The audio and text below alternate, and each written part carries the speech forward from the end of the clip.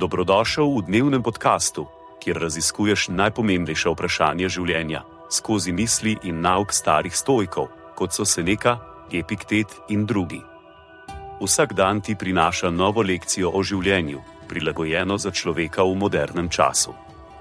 Današnja stoična misel je od Epiktet, razprave. Kje je dobro? V naših razumnih odločitvah. Kje je zlo? V naših razumnih odločitvah. Kje je tisto, kar ni niti dobro niti zlo? V stvareh, ki so zunaj naše lastne razumne odločitve. Konec citata. Sledi kratka razširitev te misli za modernega človeka. Epiktetova beseda poudarja pomembnost osebnih odločitev. Dobro in zlo, pravi, nista nekaj, kar bi bilo inherentno v svetu okoli nas, ampak sta rezultat naših razumnih odločitev. Zamislite, da je vaš dan poln izzivov. Ste v prometnem zastoju. Seje na delu se zavlečejo. Otroci so nemirni. V teh situacijah je lahko enostavno svaliti krivdo na zunanje okoliščine. Vendar pa po Epiktetovi logiki niti prometni zastoj, niti dolga seja, niti nemirni otroci niso zli. Oni so zunaj naše kontrole. Zunaj naše razumne odločitve.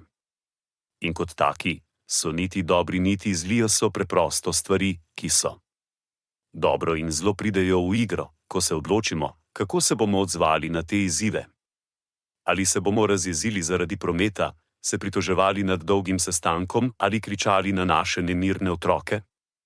To bi bilo zlo.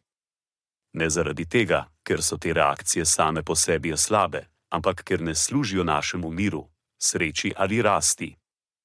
Ali pa bomo izbrali, da bomo v teh situacijah iskali potrpljenje, razumevanje in učenje?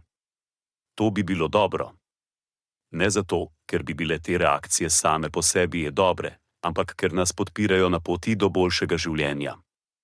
Zatorej, ko se srečate z naslednjim izzivom, se spomnite Epiktetovih besed. Niti dobrega, niti zla ne boste našli v okoliščinah samih, ampak v vaših odločitvah, kako se nanje odzvati.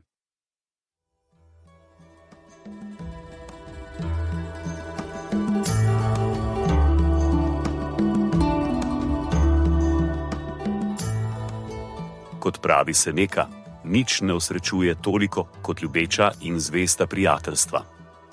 Zato podeli to epizodo z nekom, ki ti je blizu, in ne pozabi slediti podkastu, da boš lahko obveščen, ko bodo objavljene nove epizode starih modrosti stoikov. Želim ti polno preizkušenj in poguma v tem dnevu.